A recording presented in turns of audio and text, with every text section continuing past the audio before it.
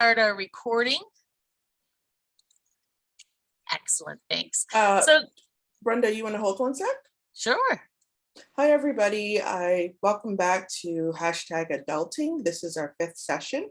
I just want to remind you, if you're on here, please put your full name. It's the only way that I can take attendance and make sure that if you need a certificate of completion, whether it's for your co-curricular credit or for your learning passport, that I can fill it out. Okay, thanks so much. Have a great session. I'm here if anybody needs to message me, just in the background doing stuff. So my camera will be off today, but I'll be here. Excellent, thanks, Natalie. All right, so as in the past, you're more than welcome to put cameras on if you want. If you have questions, you can let us know. I see somebody has their hand up, and I'm afraid I'm going to butcher the, oh, the hand's gone away. All right, perfect. Okay, I'm not sure what that was about, but you're more than welcome to put cameras on if you want to. We would love to see your faces, but if you're not comfortable with that, that's fine too, because we are recording it. If you have questions, you can either ask in chat. Carmen is going to keep an eye on chat, because once I start presenting, I won't be able to see chat. Or you're welcome to put your mics on and ask questions. We do love questions throughout, so happy to have you do that. For those that don't know me, my name is Brenda Kenny, and I am the VP of Programs at Junior Achievement of Nova Scotia, excited that we're able to bring the second to last session with us, and we do have another presenter who will be doing the final session in 2 weeks' time. So there is no session next Friday because of your reading week. So our next session after today will be, I believe it's March the 4th, Friday, March the 4th will be our final session. And it's all about workplace readiness. So cover letters, interview skills, job hunting, did I say resumes? Those types of things, just to get you kind of ready for that. And so the person that'll be doing that is somebody who works in that world, shall we say. So I'm going to try sharing my presentation and get that on the go. Share screen, here we go. And it's this one that I want to share.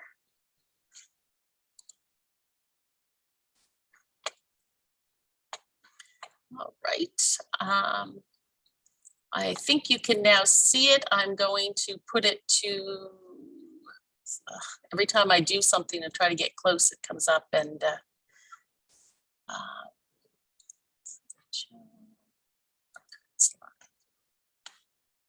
there. Are you seeing the full screen version now, or just, yep. All right, excellent. So this module is module 5, and it's all about decision making and goal setting. So I don't think I'm not seeing the full screen, at least. Oh, you're still seeing the other one? Okay, let me try. You're seeing the other one. All right, let me see what I can do with this. I need to, now my bar is gone. There we are. All right, so new share. Share.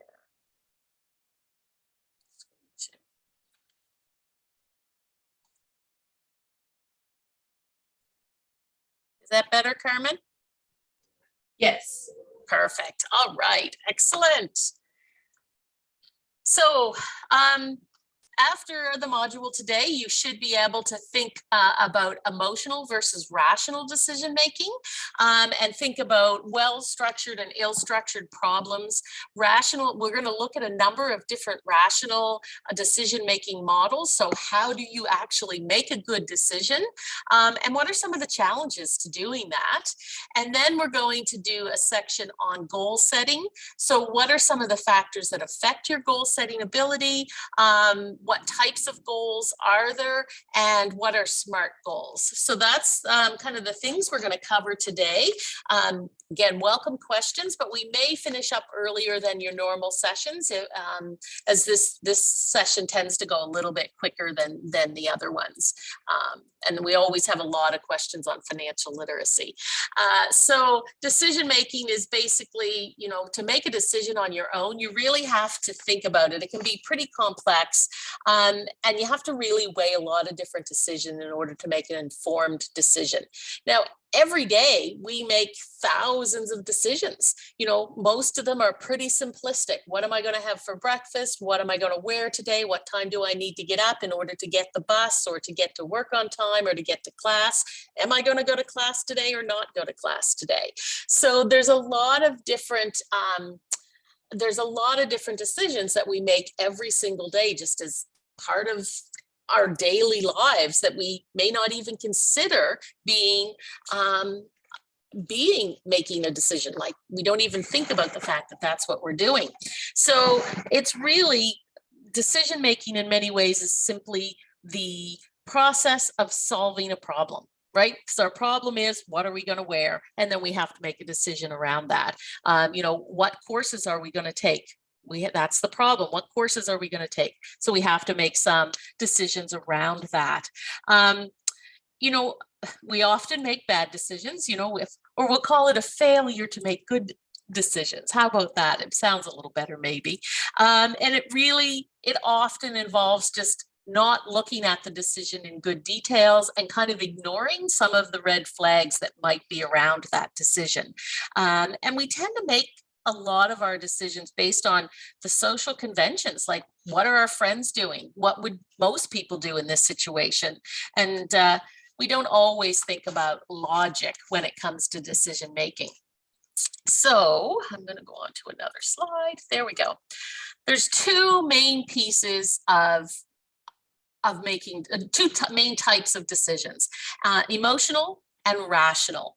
So, you know, I think everybody can kind of quickly decide what those are, but when we think about it, you know, we have a lot of evidence that suggests that we make them decisions in a conscious or logical evaluation of the situation. So we emotionally think about it, and sometimes, you know, that can be those simple ones like, what am I going to wear today? Well, I really love the way this top looks on me, versus the rational one might be, it's cold out today, I should wear a heavier sweater, but I really like the way this t-shirt looks, so I'm going to do that. So that's kind of an emotional versus a rational decision making.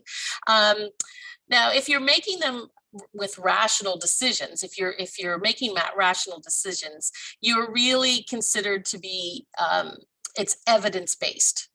Whereas emotional is, you know, our heart, or it's our heart versus our mind. That might be the best way to kind of differentiate between the two of them. So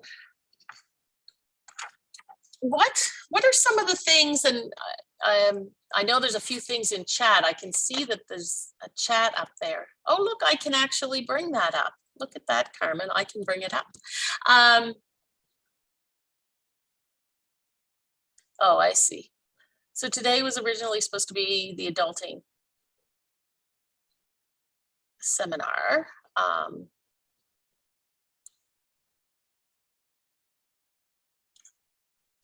Microeconomic decisions can create microeconomic changes. You're right. You know, these little tiny decisions that we make, especially, you know, decisions can create macroeconomic changes. Sorry, it's hard for me to read the chat. Maybe I should put it back to Carmen to read those to me. I think that might work. All right, I think some of the others has to do with stuff that is for Natalie, I think. Perfect, sorry about that. Okay, I'm a little bit sidetracked. So what are some of the things that you take into consideration when you're making a decision?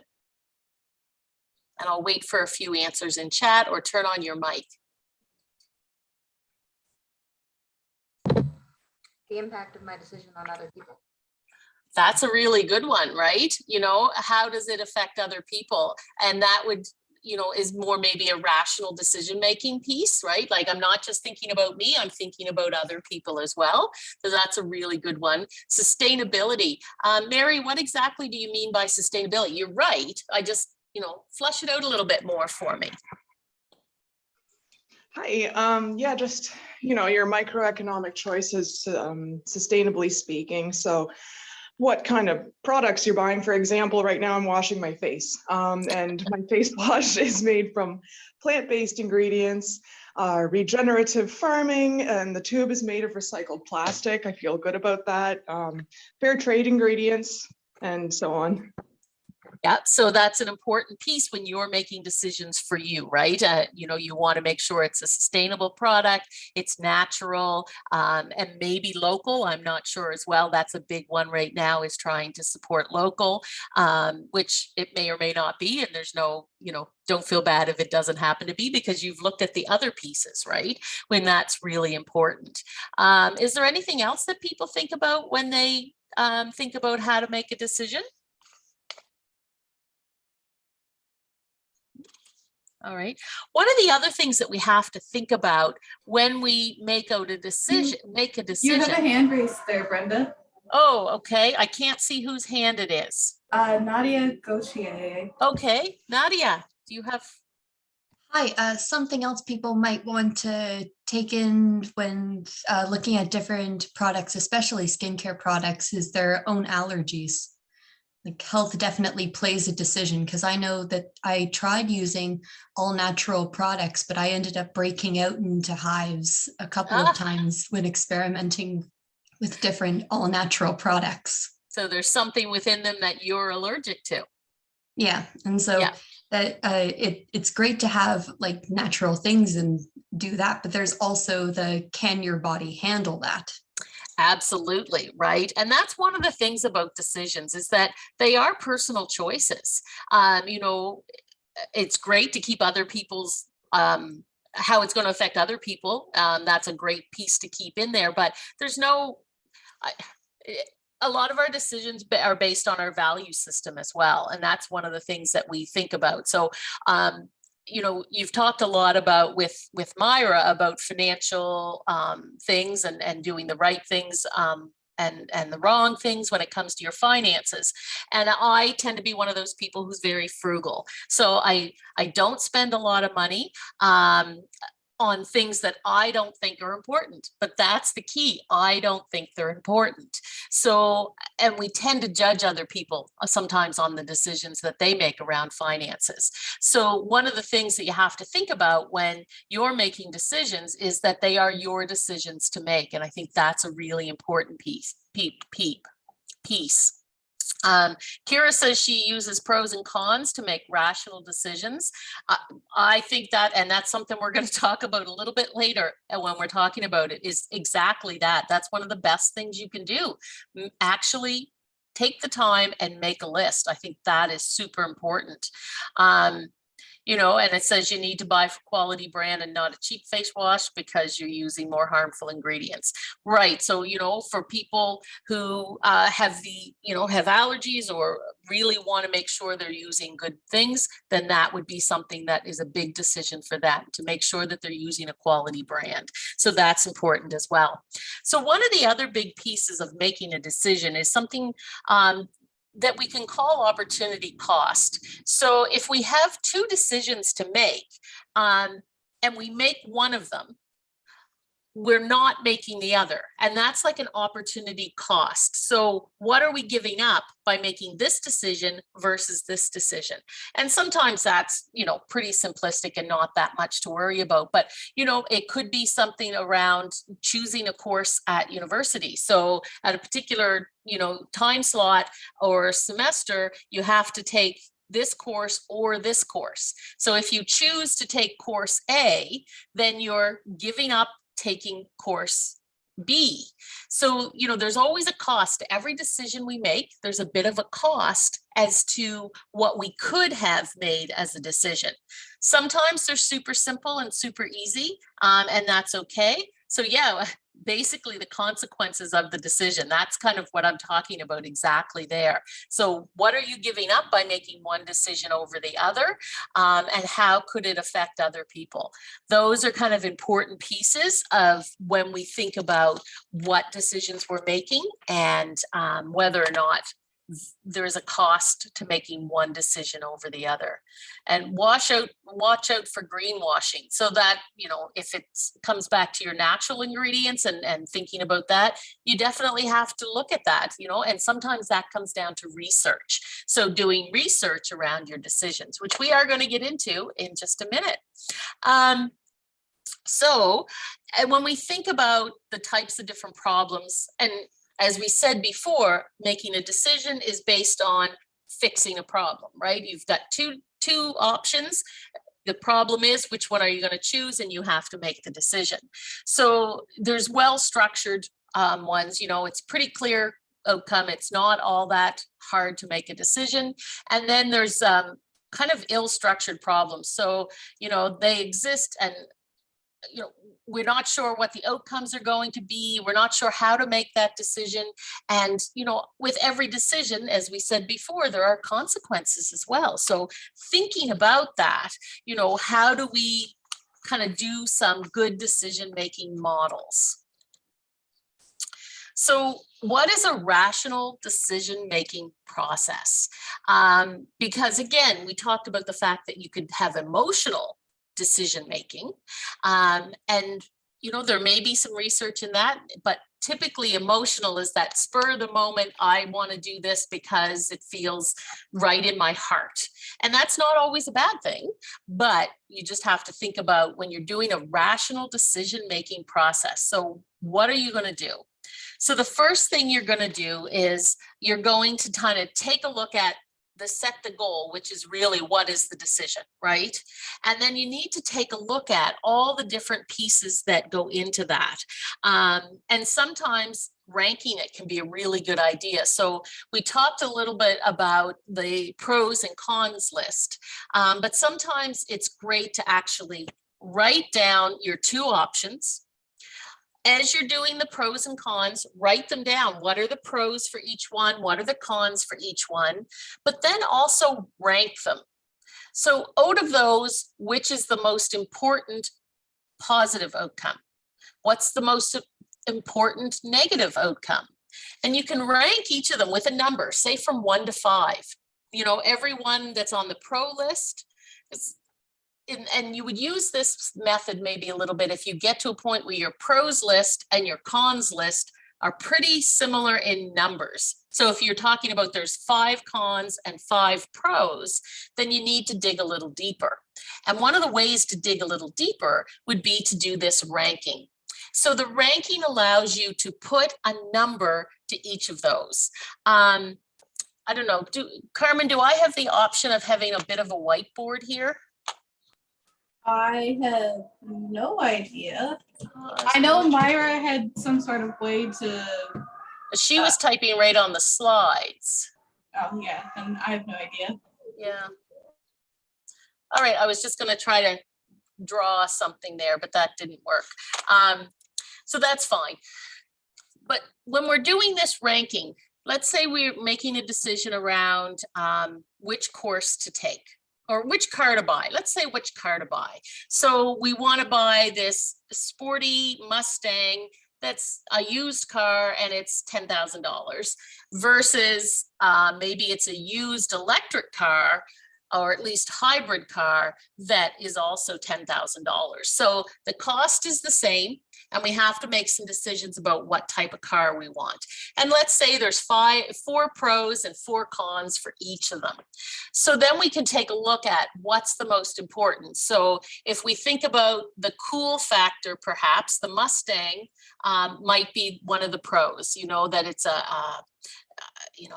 car that everybody recognizes and thinks is a really neat car. So is that important to you? If that's important to you, it might rank a 5, like it's really high and important for you. Or maybe that's not important to you, so it only ranks a 1. You know, maybe the cost of insurance is one of the other factors. And so you take a look at it, and does paying more insurance for a Mustang, is that important to you or not important to you? And again, you're going to rank that from 1 to 5. And you're going to do that with each of the 5 pros and cons that you had written down for them. And then just do a little bit of math, total them up. So which one now has the highest number for your pros list? You know, maybe the lower cost of running an electric car is super, super important, and it gets a 5. So you may be able to see some numbers there and see that, okay, the Mustang in the pros only comes up to 19, whereas the other car is at a 24. So now it's telling you that the electric car might be the better option when you look at all the things that are super important to you.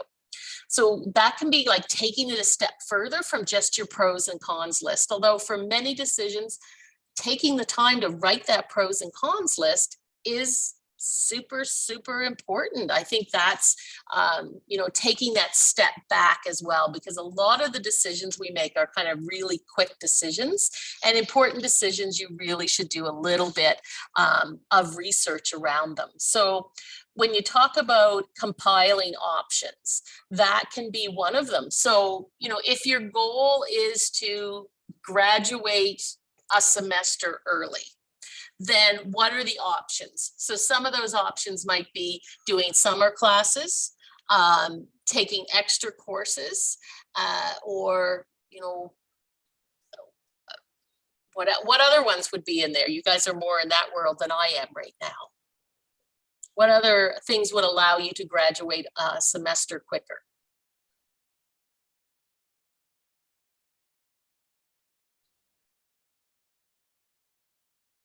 Everybody's very quiet this morning. Summer courses, yeah, Nadia, that's one. Summer, yep, definitely. So that might be one of the main things is, you know, summer options would help me do that. So that could be one of the options. Summer courses or taking an extra course each semester, that might be an option. And those are a couple of ways. So then you rank those options as we've talked about, and then you make that select your best option. And, you know, if you look at the circle there on our slide, it really is, you know, define or clarify what you want to do. Gather the facts. You know, can you take summer courses that you need that summer? Because I know each summer they only offer certain courses. So are they the ones that you need? And does that change what you're going to take this semester so that those ones that you want next semester are available? Gather all those facts, do some brainstorming around it, do that pros and cons list. I think that's a super important piece. And then make a decision and then follow through. That I think is a key piece. So many people don't follow through on their decisions. And we are all great at making decisions. We're not always great with our follow-up. So I think that can be one of the key things that we really need to think about. The other thing a lot of times is ask people. You know, ask your friends and family who can be good resources for you, right? Sometimes it's hard to make a big decision on our own. And some people that are around you, and pick and choose who they are based on if you know they're going to give good advice or not, but they might be able to see little pieces of this decision that you can't, maybe because it's more emotional for you. So you're not being as rational as you could be. So those are a couple of things to think about as you're going through your decision-making process. So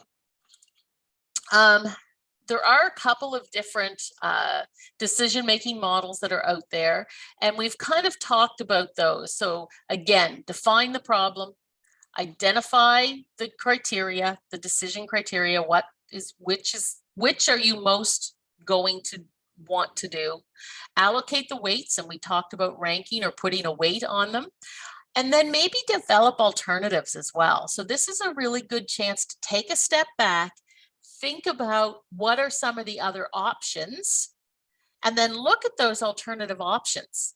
How could they help you to make this decision, or are they a better decision than your original thoughts? And then select the best alternative. And those are kind of the 6 steps that you can go through. I guess, and somebody talked about earlier in the chat, the whole idea of thinking about the consequences as well. So that can be another big part of this, is if you go with one decision, what are you giving up, or what could be the consequences that you would have that you may not normally have? So little things to think about that. Like I say, there's a lot of stuff in decision making that is things we do every day. So just trying to think about how you would do that is great. So our next slide is just some things to keep in mind, right? How are you framing that? We all use our past and our values as how we kind of frame things and make decisions about what we're going to do. So it does say framing refers to the aspects of the presentation of information, which is assumed by the decision maker. So how do we see the decision playing out? Alternative solutions are often informed by how broadly and narrowly decisions are made. And then a lot of times we have too little information. So you need to do that research, ask questions, figure out the alternatives and what the consequences are. And they talk about confirmation bias. I always laugh about this one because back in the days when I was probably around your age, you'd go shopping with friends and they'd come out from a dressing room with a new outfit on. And one of the things they would say, you know, what do you think? And we used to ask each other, do you want me to talk you into it or do you want me to talk you out of it? Because our friends are very good at doing that. They, you know, they give us positive reinforcement, then we want to go with the decision they like, maybe not the one we like. So they might say, oh yes, that dress looks amazing on you. And you're like, oh yay, it looks amazing on me. I'm going to get it because they think I should. But inside you're thinking, but it doesn't feel right. Like it just isn't comfortable. So you have to make some decisions around what's most important, what your friend thinks of it or how comfortable you are in it. So that can be, you know, the confirmation bias. You know, we want friends to talk us into it. We want, we tend to search out the information that we want that will give us the answer we want, right? And you see that, you know, if you looked up, are vaccines good for you? And we're not going to get into a discussion whether they are or not, but if you look up that question and in your mind, you're already thinking, oh, they're bad for us, then you're going to start clicking on the Google searches that come up that talk about the negativity behind vaccines. And so then that's going to help inform your decision, right? Because you had a preconceived idea. So as you went looking for information, you used that bias to point you in the direction you wanted to go when it comes to making the decision around vaccines.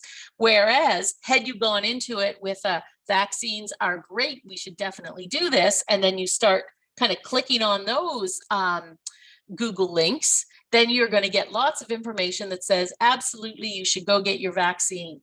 So you have to think about that when you're doing your research. Are you researching both sides of the story equally? Or are you using your own bias to get the answer you want? So just little things to keep in mind as we tend to go through all of that.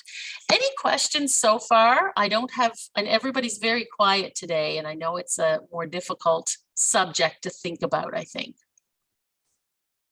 I'll just wait, see if I wait a minute or two to see if I see any hands go up, if any mics come on, or if anybody wants to put anything in chat.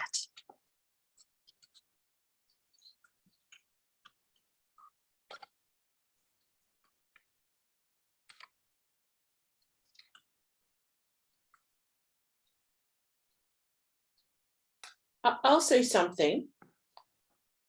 Can you hear me? Yes, Natalie, go Okay. ahead. Yeah. I wanted to say earlier, you talked about asking people around you about your decisions. And, you know, there, of course, you have biases and of course you have, you know, too much information sometimes. But as you look around and you consider who to ask questions, you also need to do a little bit of an assessment there. If you have someone in your life who's constantly making bad decisions, who can't get their act together, don't ask them, right? Or if there's someone in your life who can never make a decision, right? They keep, well, I should do this, I don't know. And you can find those people at every age from 20 to 89. But if you see someone that is achieving what they set their mind out to do, or you see someone who thinks about things and they're they don't have everything, because it's not about how much they have, or it's not about what they've achieved, but the point is that they make a decision and they stick to it. Not foolhardy though, because there's some people that will stick to foolhardy decisions like, well, I decided, so it doesn't matter, I'm going to do it. You have to also use your own assessment to determine if that person is the right person. And sometimes in communities and families, you may not have that person in your family. You may not have that person in your direct community. So you can utilize resources in your school. You can utilize resources through community. And so someone's saying, stay true to yourself. I agree and I disagree with that. I disagree with that because you may not have enough experience, you may not have enough details, or you may be in a situation where you don't have access to the details. So being true to yourself may cause you to make a wrong decision. Being true to yourself is, you know, you have a pretty good decision, and based on the research and based on the mentoring, you can see that you can follow through. Don't always trust yourself, because as Brenda was saying at the beginning, sometimes, you know, what you think is not actually what is happening. So be mindful. So my other comment is, you know, we see a lot of this kind of jargon in the community to society today, you know, do you and all of these things. They're not actually decision-making processes, right? Those are memes, those are cute things to say, but they're not actually the way to make a decision. And so that's why it's so important to frame, get information, and get a mentor or seek out someone who has the information. And finally, if you're making a decision about purchasing a car, for example, and the person that you're thinking about has never owned a car, doesn't drive, doesn't want to buy a car, but you love that person, that's fine. But you shouldn't take car purchasing information from that individual because they don't have the experience. Okay, Yeah. So that's what And I I think that's one of the key things is you have to make a decision about who you want to help you make decisions, right? And that again is just one of those decisions, another one of those decisions that we have to make every single day.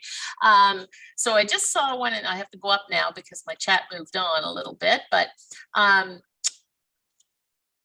someone said, I've learned from another school of thought, it's better to talk to a stranger or someone not close enough rather than close or family or friends. So there's no bias. Not sure if this is agreeable or not. Well, I think it comes down to the decision, right? If it's a simplistic kind of decision, you know, not simplistic, maybe that's the wrong word, but if it's not it's always good to get advice from lots of different people, right? So it could be a stranger and it's something that, you know, isn't life shattering as a decision, perhaps. They may be able to give you some information on things that they've done that might help influence your decision. But and that's a great idea because you're right, then there's no bias, right? They don't care one way or the other which decision you make. And people in your life may be biased about what they think you should do as well, right? Especially parents or close friends, they may be biased because they want you to do what it is they want you to do rather than maybe what's best for yourself.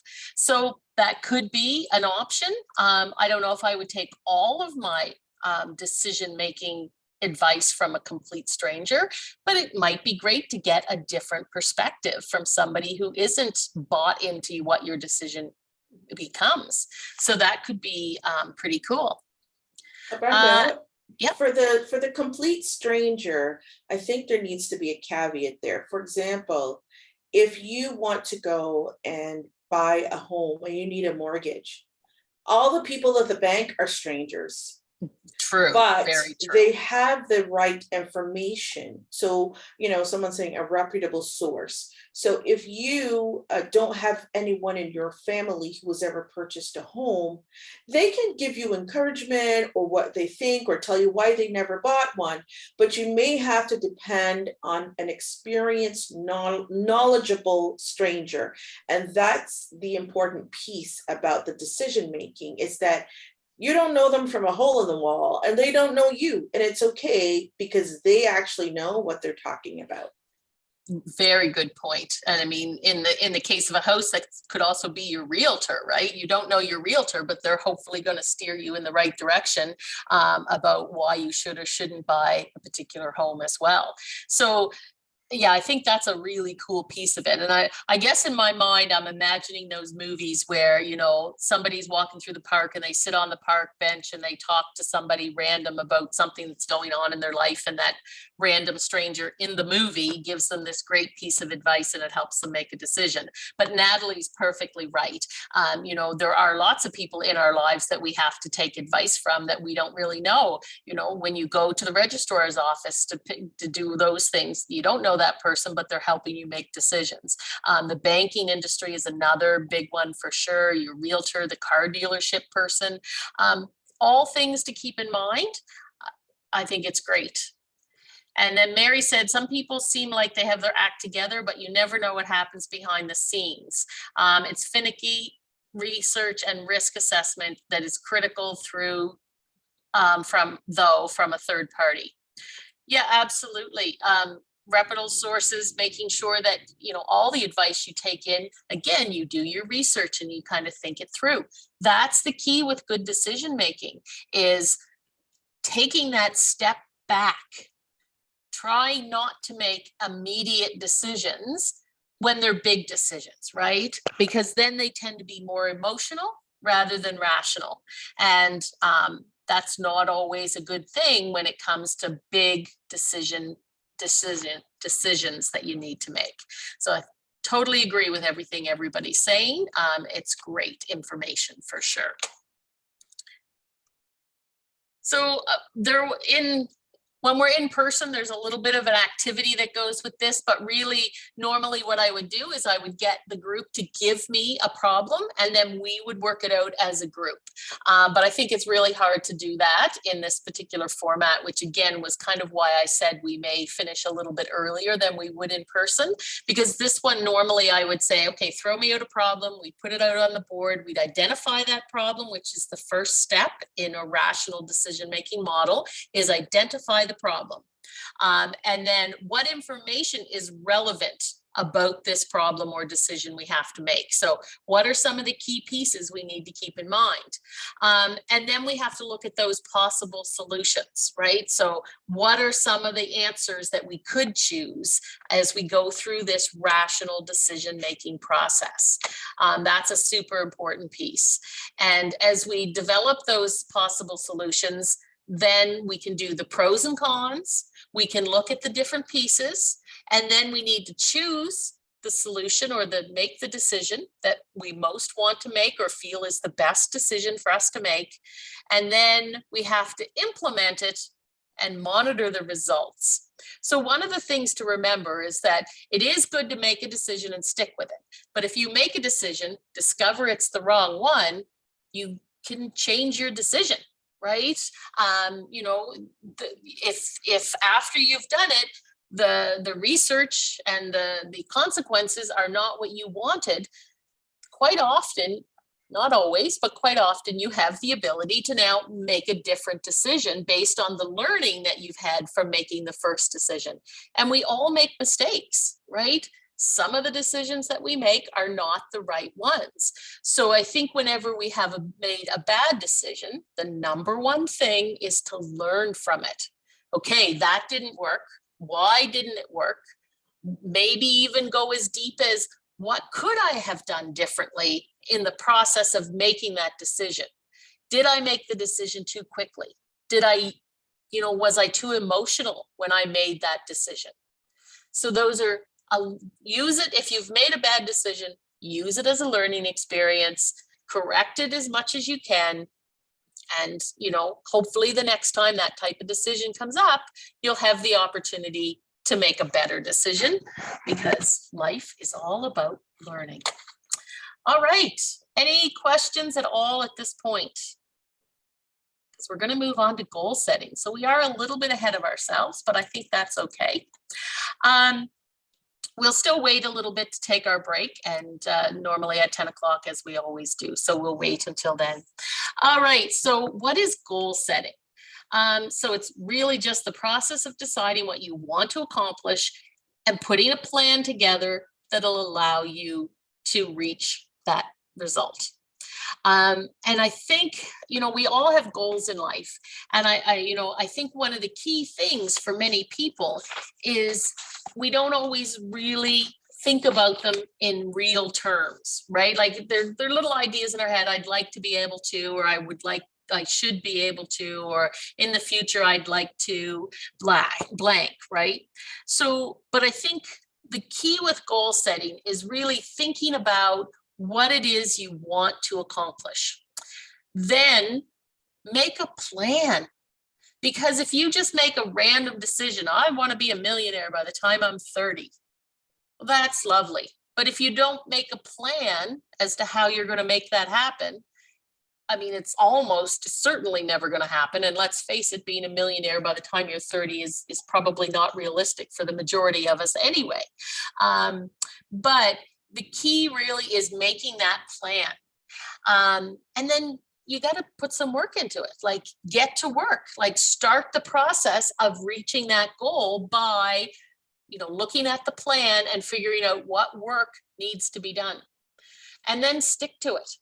I think so many of us, and, me included, will often just say, oh, it's too hard, or I'm done with that, I'm moving on to something else. If it's truly a goal you want, you're going to have to work, and you're going to have to stick to it, because most goals don't come easily.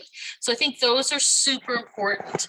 And I think that, if you think about the accountability piece, that's important as well when you talk about setting a goal. So goal setting attributes.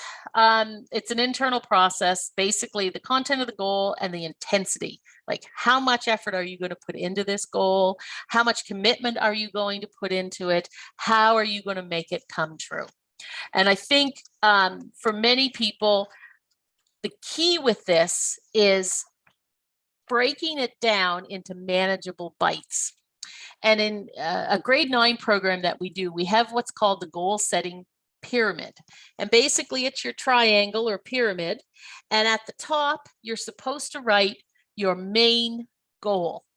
So what is that main goal?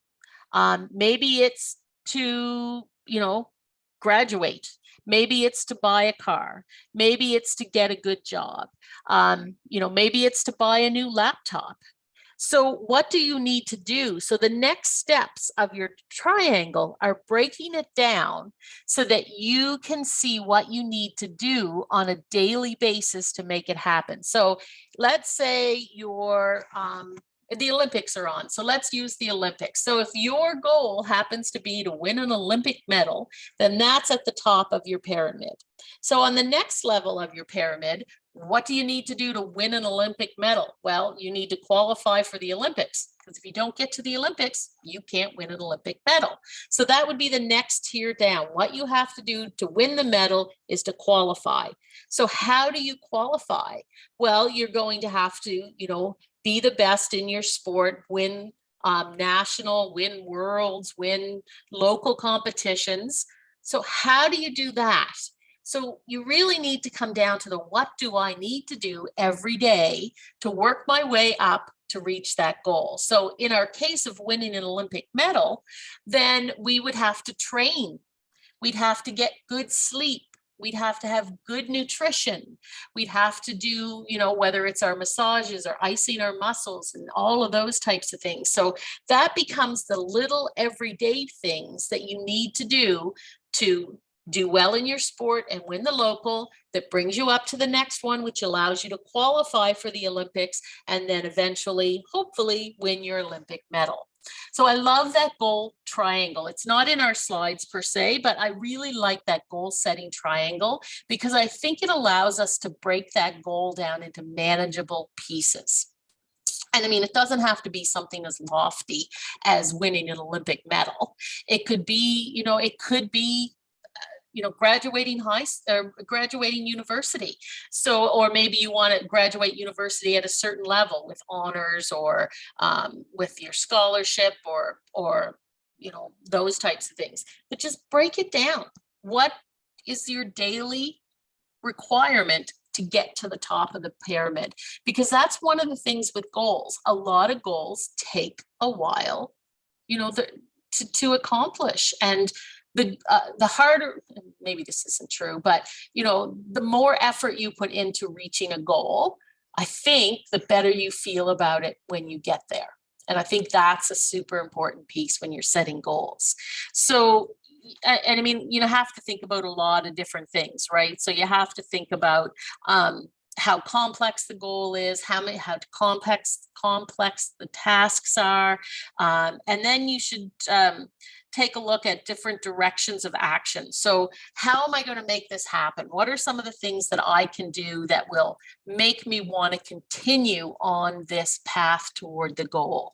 And I think, you know, persistence is one of the key things. So how much effort over how much time is it going to take you to reach this goal?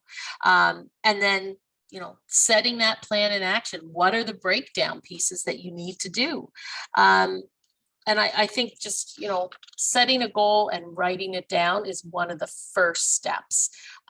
There's scientific research somewhere that says people who actually write down their goals are so much more likely, and there's a particular number that I don't know right now, so much more likely to actually accomplish that goal. So I think that's really important. And sometimes you also need to set up maybe some incentives along the way, right? So it could be, you know, some support that you're going to get when you reach certain things. Maybe it's monetary. You know, if one of the things that you're trying to do is save enough money to go on a trip to South, then, you know, that's a monetary goal. So what are the different levels? How do you do that? Or, you know, sometimes if it's like losing weight, for instance, maybe that's a goal. Sometimes people put little treats along the way that help keep you motivated, because that can be one of the most difficult parts of reaching a goal, is staying motivated. So if it were losing weight, for instance, maybe you've got a little thing that, you know, each 10 pounds you get to spend $20 on a new something that you want. Maybe it's a new clothing, maybe it's buying some new kitchen aid, whatever it is that you enjoy. Maybe there's a little bit, if the money's available, maybe that is one of the factors that you can do it. I know a lot of people who lose weight, as they lose certain amounts of weight, their treat is food, which is kind of not, it's a little bit backwards, isn't it? Because if you're losing weight and your treat is something poor to eat, is that really a good way to keep yourself motivated? All right, so again, any ideas about when you set a goal, how you make it happen? I am personally holding myself, sorry, that was my phone, very accountable for my grades at this point. I did a 2 for 2, and my grades when I brought them from NSCC weren't great. So I'm pushing myself much harder. And for me, what motivates me is to know exactly where I stand. So I actually made an Excel spreadsheet, and I create like an interim grade, like, okay, I am at this point. This is how well I'm doing right now. I know if I do my absolute best on everything else, this is where I will stand. If I do my absolute worst, this is, and giving myself that realistic kind of buffer zone instead of just kind of being out in the fray somewhere, I find is very helpful for myself. But I'm a very, very organized person, so it doesn't work for everyone. No, but it sounds great. Like you figured out what's works for you, which is awesome. And that way you know what your outcomes are going to be. I do a little bit of that here with the goals that Junior Achievement has each year for program delivery. So as the VP of program, it's kind of my job to ensure that whatever that goal is, we see it. And I have a big Excel spreadsheet, and we fill in as programs get booked and delivered, we fill them in there.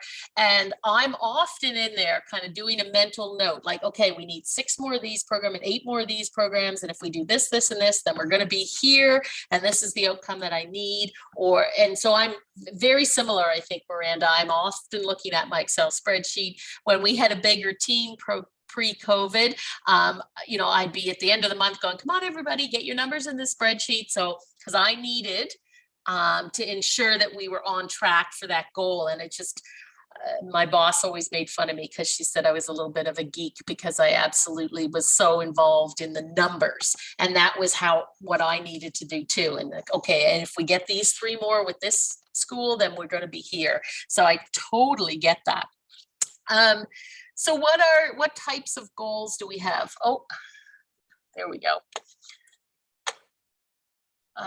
Julianne says, even without an Excel spreadsheet, the idea of thinking about and intentionally setting your buffers is a great idea. Another way of thinking of this is like a thermostat on how high or low and how comfortable you are with it. So, it's a great idea, stay within that comfort zone as you work your way up, right, toward your goal. I think that's a great idea. Thanks, Julianne.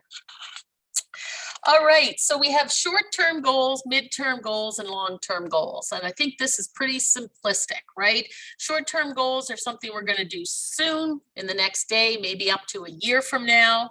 Midterm goals are something a little bit further out, usually a year to 5 years. And then long-term goals, we think about, maybe 10 years, maybe 20 years. And so we have different goals at different times. Sometimes, our goal is to get out of bed in the morning and get to class on time. That's a short-term goal. That's our goal for today. Whereas, graduating in 2 or 3 years would be more of a midterm goal. And then maybe you've got it in your mind that within 10 years, you'd like to be able to buy a home. So, those are some of the goals that you can set. And that doesn't mean you can't be working on them all at the same time. Right. So, you can think about your short-term goals, gives us what you're going to get done now. Then those pieces may be the ones that are working toward your midterm goals. If you get out of bed, get to class on time, then you're more likely to graduate in 2 years. And if you're more likely to graduate in 2 years, hopefully you'll get a job and be able to start paying so that you'll be able to get that house in 10 years. So that one's pretty simple. Long-term goals tend to take a lot more planning, and you really have to take more thought often in how to accomplish your medium or long-term goals.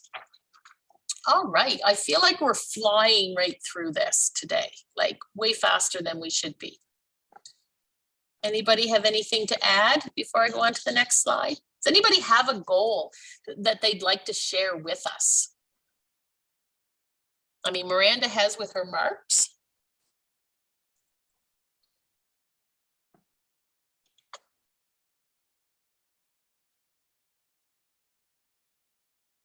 Pretty quiet again. All right, we'll go on to the next slide. So SMART goals, and many of you may have already heard of these.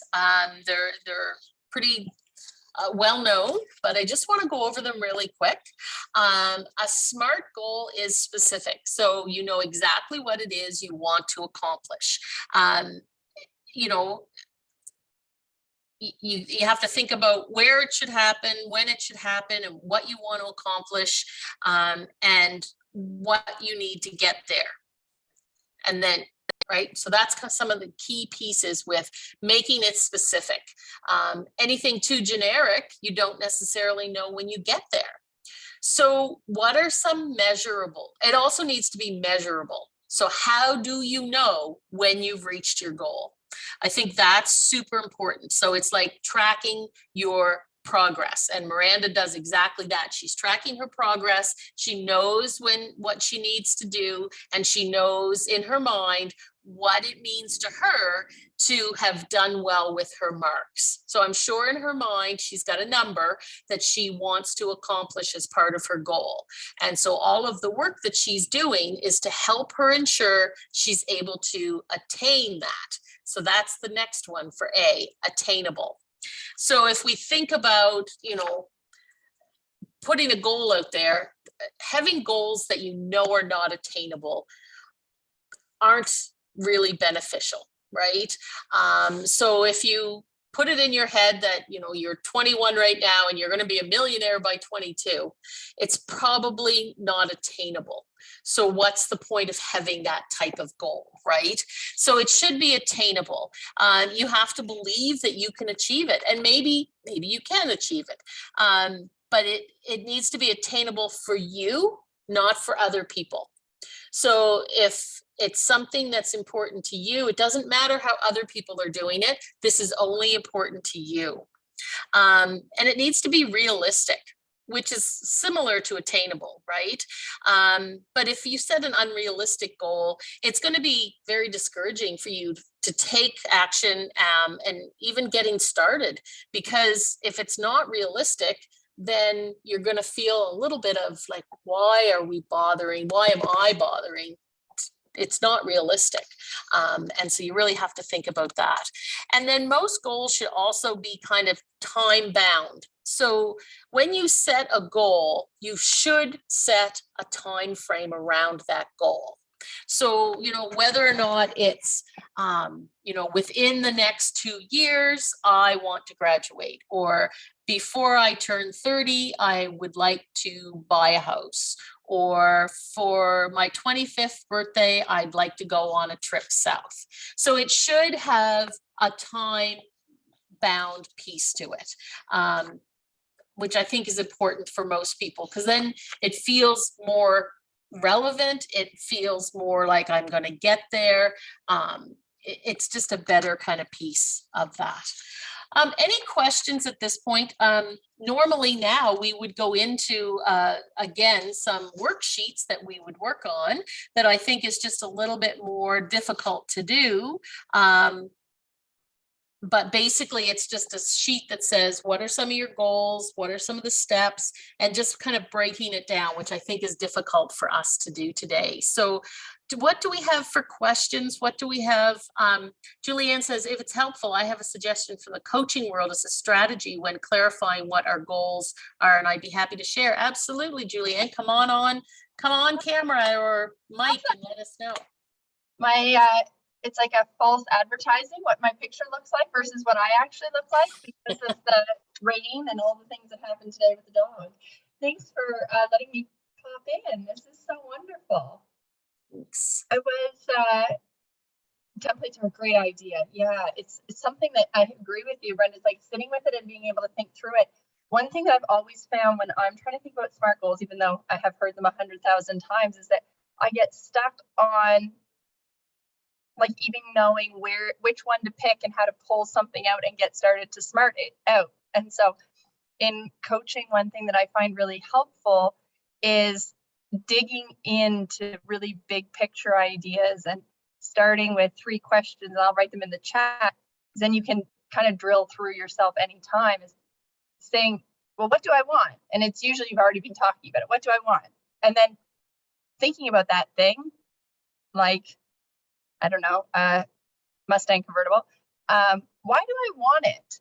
And asking yourself about why you want it in terms of like, if I imagine that I have it, what do I think will happen because I have it? So why do I want it? And the answers to that usually start to give a little bit more clarity about the things you're hoping will come from having the Mustang. And sometimes, like as the example, and then how do I want to feel is getting into that place of like, well, what would I actually hope that if I had those things that after getting the Mustang I achieved would result in me feeling well about? And then those answers can sometimes be the things that you can start to be looking for right away. And even though it's a more kind of abstract way of looking at the content, I'm a kind of big picture way of looking at things, and more of a feels approach than a like task approach. And so that helps me to bring that balance between that intangible and like big ideas concept into something that I can start to look at on a daily basis. When I was a little kid, we had a joke book, and one of the jokes that I remember forever was one kid saying to another in the book, I wish I had enough money to buy an elephant. And the other person saying, what would you do with an elephant? And he's like, I don't want an elephant. I just want enough money to buy one. And it's like, when we think we know what we want, and if we were going after an elephant, then we'd get an elephant and not have what we want at all. Versus, I want enough money to buy the elephant because I actually want to do something completely different. And I just think that that's the way to get to it. And so I just find that those set of questions can help drill down when you're not sure kind of where to start and what to focus on now, like relevant being like, what's the most important thing to look at right now, maybe. So I just want to offer that. It's helpful. No, that's great. And yes, Carrie, I will, I'll send the templates to Natalie, and she can send them out to everybody. There are 2 or 3 different worksheets. They're very plain, but, just talks about what resources that you have or you need to get the goal. What are the action steps required, which we've talked about. One of the other questions here, and Julianne's talking about asking questions, but ask yourself, if you knew the goal and the steps required, why hasn't it been achieved? What was in the way, and how can it be resolved? And it may be a new goal, so that might be part of it. But if it's something that's kind of been brewing in the back of your head for a while, then ask yourself, why haven't I done it? Like, what's stopping me, and how do I fix that? So I think that's an important piece, because we all have goals, right? We all have goals, and some of them we've had for years, and we're just kind of not at the point where we've accomplished it. And I think sometimes you have to take an honest look at why haven't I accomplished it? And, what's standing in my way? So I think those are important as well. Just wondering, Julianne added the 3 questions to chat. What do I want? Why do I want it? And how do I want, and how do I want to feel? And I think that's a really important piece as well. That's kind of all that we have. I think that's the last slide. Yeah, see, those are the activities. What are your goals? Getting specific with your financial goals, and then keep going, working with your goals. So those are kind of the 3 worksheets that we have, and I will send those to Natalie so that everybody can work their way through it. Again, I think one of the key things with goals and decision-making is stepping back, putting something to paper or computer, and really looking at breaking it down, whether it is a goal or whether it is a decision. The most rational way to do it is to really stop and think.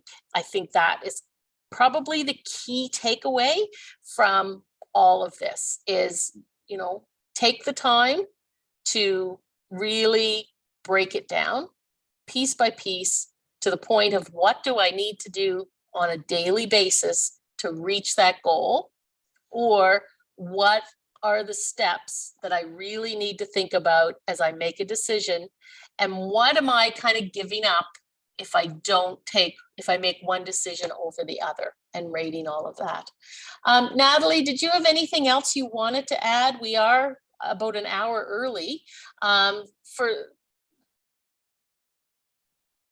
No, I think it's okay. I mean, I know that this is kind of part of a long weekend, so people may just want to have a little bit of playtime, and so I'm fine with it ending early, especially at this juncture, right?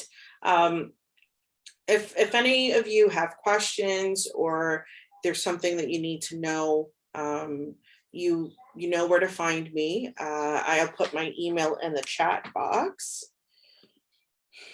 And I will be sending out the YouTube link with the recording as well to you and to everyone who's registered. But if there's something that you need to know, hold on. And I will just say that in chat while you're doing that, Elizabeth is saying for some of us being organized is not easy. Could Miranda or someone else share a little bit about how she has worked to become more organized? Miranda, is that something you'd like to discuss with the group and let them know, like what are the steps to make yourself more organized? Because it's a great question. It is a great question. Number one, get really comfortable with some kind of software. Whatever your software is that you like to use, whether that be a calendar. For me, it's a Excel spreadsheet. There are different apps you can get to help you set goals. There's one in particular, it's like this little penguin. I know it sounds silly, but it gamifies it. So you have this little penguin, you can set daily goals. It's supposed to be geared around mental health, but you can put whatever goals you want. And then the more you achieve in goals, the more energy he gets. You can go out on an adventure, and then he brings back money. You can buy him little outfits. And that can be very motivating and gamifying things. For myself, I have always been on the side of more organized than not. Honestly, this system was born out of pure laziness in my first year of university. I didn't want to go to class. I didn't want to have to hand things in. I can't remember the name of the app off the top of my head. I can see if I can find it after this. I didn't want to hand things in. So I needed to know exactly where I stood. If I got 0 on everything from here out, didn't hand anything in, how would that impact my grade? And out of that, I found knowing where I am gives me motivation. So yeah, it's about finding the system that matches your personality and that makes your thing easier. I also have, I'm in my office now, note wall. I have sticky note wall. I have all these sticky notes that each represent, each color is a different class. And I'll put them on my wall to organize my week. You know, on Monday I have lab, then I have a discussion post, and then I get to physically take them off the wall. And then I'm like, look, the wall is empty. As you can see, I didn't meet all my goals this week, but that's okay too. I think a big part of it for me was letting myself mess up. It's very hard to allow yourself to fall off track with your goal, but once you kind of give yourself the space to do that, it lets you get back on track. So that was kind of my journey. I mean, I'm an older student, I'm a mature student, so I've been through the ringer. It was like 10 years now since I graduated high school. So a lot of trial and error, and that was what getting organized was about for me. Finding a system, a computer system that I liked a lot visually was a big help. Yeah, so I'll see if I can find that for you guys now. Excellent. Thank you so much, Miranda, for sharing with us. And I think that, I mean, she's exactly right. Find something that works for you. I'm a very organized person as well. And for me, one of the key things for me is to-do lists. I write myself one the first of every work week, and I have them for homework, for work at home as well. But at the first of the week, I physically, and I'm still old school, so mine is literally on paper, and I'm just trying to find my one for this week. So, you know, I write mine on paper, and I like to be able to check them off. So I get a lot of happiness when I can check things off, but it also keeps me focused. So if the first of the week, I kind of write down the things that I know I need to accomplish this week. And then I usually have a few things that are like, I often prioritize them. So which ones are the most important things for me to accomplish this week? What has to be, you know, I love to be able to kind of go down through and check those things off. And then if I'm like having a hard time getting motivated or focused, you know, in an afternoon, then I pull out my list and go, okay, these things have to get done. So it keeps me organized, it keeps me on track, and it helps to keep me motivated as well, because as I check things off, it makes me really happy. And I do the same thing here at home. You know, everybody's heard tell of the honey to-do list. Well, you know, on the weekend, I'll write down 2 or 3 key things that need to be done and go from there. So, yep. So, Did you read the chat, Miranda? Julianne said, such a good question, Elizabeth. So many people feel the same way and are glad you asked. Miranda, wow, what a gift to show people how you're making it work, and tips for making it for others. And then Miranda also said that I think it's the little penguin one is called Finch, Finch. That's an app that you can get. And there's all kinds of apps out there, for to-do lists and organizing things. Find what works for you, because it really does help reach your goals. I do want to say, let's just add on, sometimes you just have to start small. And what I find overwhelms students, it gets me overwhelmed. It's like, I'm going to get organized. I'm going to organize my clothes, my food, my shoes, my homework, my chores, my life, my children, all at the same time. If you're a person that is not very organized, so I am organized and I'm not organized. I'm organized in some things really, really well, and other things, I'm not very organized with laundry. Okay, so my husband takes care of the laundry, right? and if I do laundry, he will say to me, "Did you do this? Did you sort this?" To help me recognize that it's not my strong point. And so I leave that to him. And so there's some things in your life that you can ferret out, that it's just not your thing, and it's okay to let that go. But if it's something that it's important to you, you could make a plan and write it down and put it somewhere you can see. Okay, this month I'm working on organizing my home, and there are lists online that you can go download that says, okay, Monday, dust, Tuesday, tidy the hallway. So it helps you keep on track. Put it somewhere you can see, your bathroom mirror, whatever. If it's something that you make a list on your phone and you have to go find it, you may never ever do it, right? Maybe you need a big piece of sheet of paper on the wall where other people can help you keep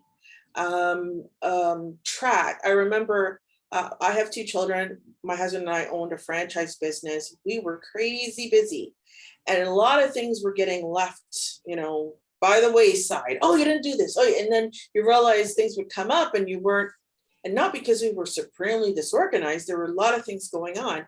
So we literally made the area where our dining table was the list place. So we took like 30 sheets of white paper to help keep us on track, for our children to help us remember, for us to remember, for our children to remember what they have to do.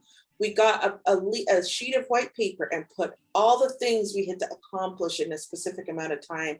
We wrote it in Sharpie and we stuck them around the area where our dining table is. Okay. And you know what? One by one, as we're sitting there, oh yes, I have to do this. We were able to cross them off. Was it attractive? No, but it was important. And so in order to get those important things done, we had to come up with a system where everybody in the family got on the same page.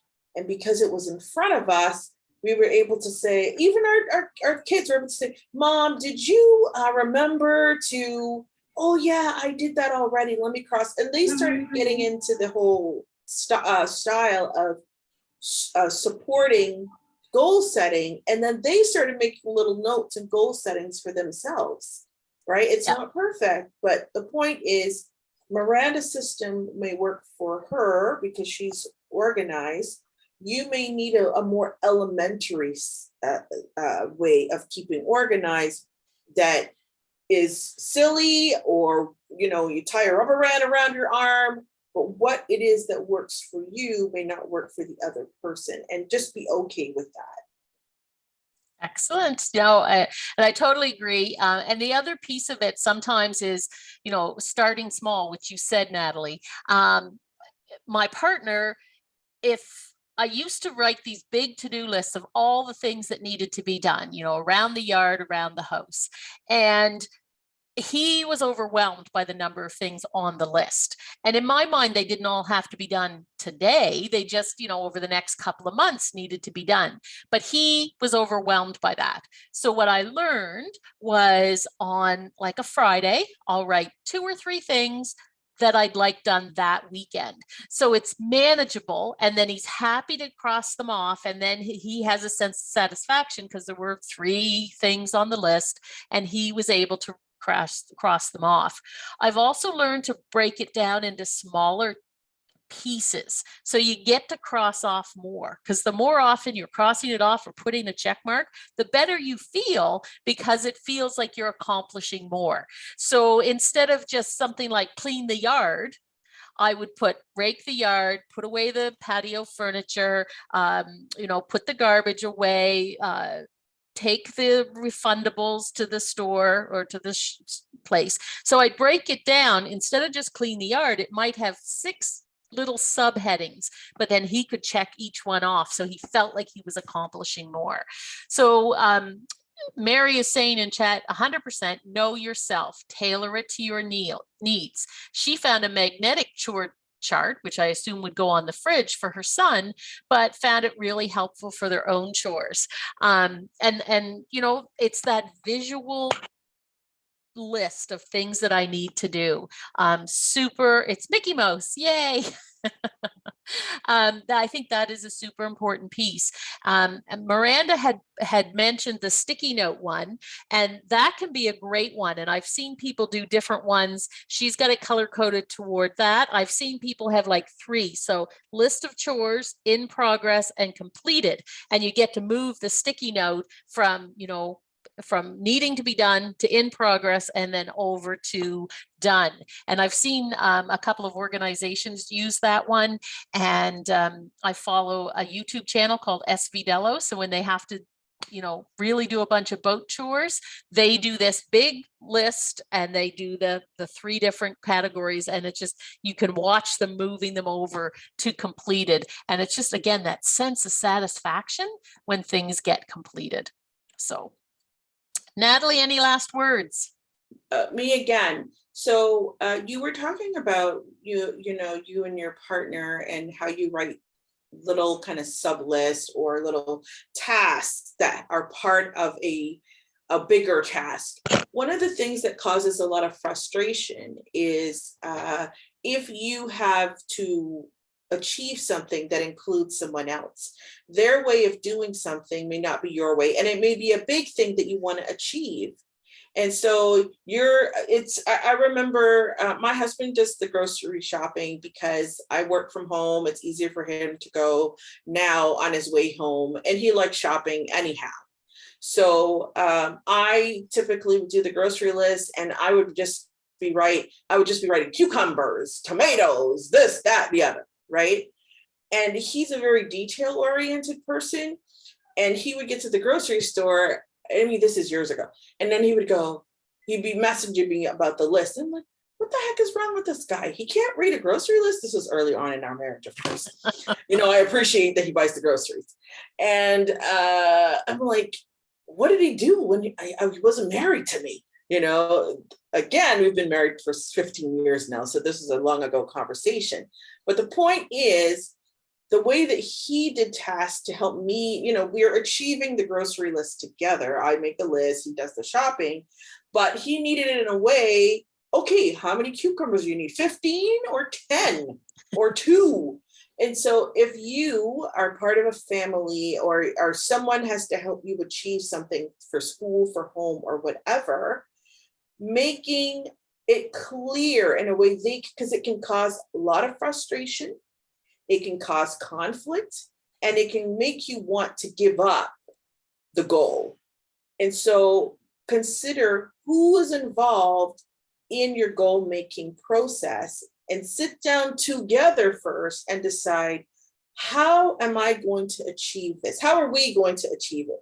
Okay, you are going to make the list, but when you make the list, please make sure you are certain to put the little tasks that I need to do to accomplish it, like Brenda was talking about.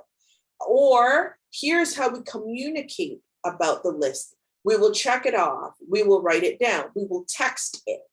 So it's very clear because we're all parts of families, relationships, we have children, etc. And you may be all gung-ho for the goal, but someone may derail it because they don't understand what you're trying to accomplish. Like if Brenda said, Brenda, what's the name of your partner? Patrick. Patrick, clean the yard. Patrick goes out, he gets his brush, cleans the area besides the trees. Brenda comes home. Brenda's like, what do? You didn't do a thing. You didn't weed the plants. You didn't sweep off the deck. You didn't wipe down the leaves from my plant. You didn't do any of those things. And you think that it's done, right? Yep, very true. Because, right, they're trying to achieve a goal together, but one person has one idea of what that goal looks like, and the other person has a completely different idea. So get your goal setting people, if you're in a relationship, if you have children, whoever is responsible for the goal with you. Don't make all the goal discussions and goal setting alone and then impose that on the person who's helping you set your goal, right? Unless they're a robot, okay? Yeah. Because that is a real way that students, families, relationships get derailed. The goal is good. We want to buy a house, but someone is thinking, oh, we want to buy a house for $40,000. And the other person's going, I can't wait till I get my $750,000 duplex on the South Shore. Right? So discuss goals. Yeah. If someone else is involved in the decision-making process. And also, when you discuss it, take note of it, record the conversation, or write it down, because people forget, people get tired, people get frustrated with day-to-day life, and then they go, yeah, I didn't remember if you said we were going to buy a $750,000 home or a $40,000 home. So I decided I don't want to work full-time anymore. So let's just go with a 10. Yeah. See what I mean? And that really happens, guys. And it causes very much conflict in families and relationships and homes and communities, because everyone is not on board, sometimes because they don't remember. So after all that standing on the soapbox, thank you so much for being here. Thanks, Brenda. Thanks, Carmen. Thanks, Junior Achievement and Credit Union Atlantic. And guys, just remember that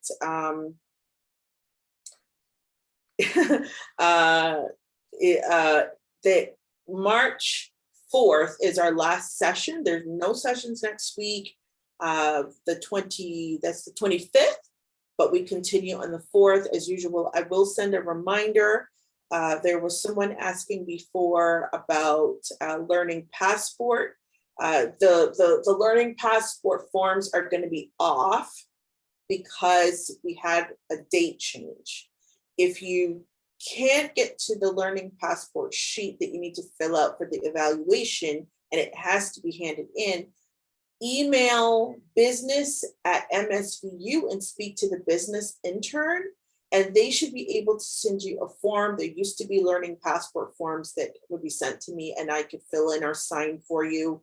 If you need to do that, let me know. You may not need me to do that, which is fine, but don't lose your Learning Passport credit because the dates are off, okay? business@msvu.ca. Okay, so someone says they're going to try to correct the forms online. Yes. If I'm doing this, I'm on the board too. No, you don't need to do, if you are in the doing a program in the School of Business, it makes sense to do the Learning Passport because it's academic credits, right? And so it's important if that's important to you. If you're doing this as an individual student and you just want to come to these sessions for your own knowledge, this course is open to all students at MSVU. So it's excellent if you want to do it on your own. There's no need for you to fill in Learning Passport. But I will tell you, if you're not in this, if you're not taking this for Learning Passport credit, you can still get co-curricular credit for this course. And that you can get a certificate on graduation that you went through the hashtag adulting for financial literacy and decision making. And you can speak to Kyla Frail about that. So a co-curricular certificate is a great way to say, I have this knowledge, I did the 6 weeks training, it is useful. And before, and even though I have academic education, I also have these practical skills that I learned along the way. That's what the co-curricular credit is all about. Okay, so thank you, everybody. Have a great, safe weekend. Happy Family Day, whoever you're spending your time with, and we'll look forward to seeing you on the 4th. Thank you so much. And I just a quick little note, Julianne, who joined us today, is going to be your facilitator next weekend, or not next week, but for the next session on the 4th of March. So Julianne is actually going to be our facilitator that day. She's got a ton of knowledge when it comes back to workplace readiness and interviews and resumes, cover letters, all of those types of things. So I'm super excited that Julianne's going to be looking after that session for us. Since Julianne is on here, perhaps Brenda, if she wants to send me a flyer, when I send out the reminder, Julianne, next, and in a week and a half, when I send out the reminder for students, perhaps, just because we skipped 1 week and it's a little off, do you have a little blurb or flyer? Then I could send it out, and then students know specifically what it is that you're bringing to them, because we're all a little bit, the way that the sessions are plugged in on the system at the university in Moodle, it's all going to be off, right? And the registration process that I use for students to sign up for this, it actually will end this week. I mean, that's okay, because we have 200 students who have registered for the program and they all get the reminder. But I'm just saying the registration script that runs, it will run out next week, and we're not going to redo it because it would redo the whole thing. Right. Okay. Yeah. So just send me a flyer. You can send it to Brenda. Brenda will get it to me. Sounds good. And Julianne, do you want me to put something together there, or is that something you want to do? Oh, well, we can talk through what it is that's best if there's pieces about it. Do the group here already have the content for that workshop? Do they have access to like a participant kit? No, they just kind of knew that it was on workplace readiness, and that's really all that they knew. Perfect. So. Yeah, it's a nice way to be thinking if you're in that next step, you're in a transition phase currently as a student and anticipating going into the world as it maybe into a new career or into a new level of development in your career, depending on what stage you're at, then we can use that as a jumping off point. So even if it's the next couple of weeks where you're starting to think about, why would you come to that, or what would you come with, that can be something just to suggest that take this jumping off point from thinking about your goals into thinking about how we might be able to use that interest and tailor it into your career direction and career goals, so that we can talk from a place of, personally relevant to you. I can certainly show some examples and things like that, but by all means, if it's like a working group kind of environment, I'm happy to facilitate it in that approach as well. So anybody who is feeling like it's close enough now to be thinking, and certainly by March 4th, you'll be seeing in any searching that you might do, lots of summer student positions starting to post in government examples where they're hiring students. So if you're finishing post-secondary or returning to post-secondary next year, lots of things that you'll qualify for. So if in the next couple of weeks it fits in with your goals anyway, looking for a job that you might be interested in, or looking at what you currently have as a resume, I'll be happy to jump it in as kind of a working document kind of approach. So feel free to come ready to mark over material that you have, or starting from scratch to get some ideas is good as well. Yeah. Excellent. All right. Well, thank you, everyone. We're half an hour early. That's not so bad. You get an extra half hour in your day. Thank you to everybody for joining us. Somebody else has a question. Nadia, I have a question. Can you type the email for the person I need to talk to so I can get the certificate. So Natalie, I think that's for you to put in the chat.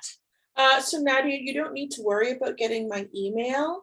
When the sessions are all completed, all students will receive an email from me. And if you respond back, there's so many students, they're like 260, right? So instead of me trying to individually trying to remember to get back to you, at the end of Juliana's session on the March 4th, right? After that, I will send out a full an email with all the details. You just respond back, and then I'll know, maybe only 60 students need the actual completion certificate, and that's what I'll do. Oh, I didn't hear. It's okay. Don't worry about that.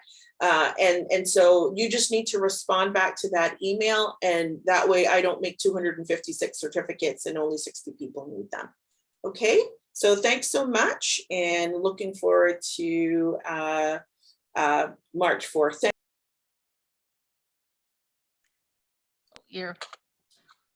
I was just saying thank you.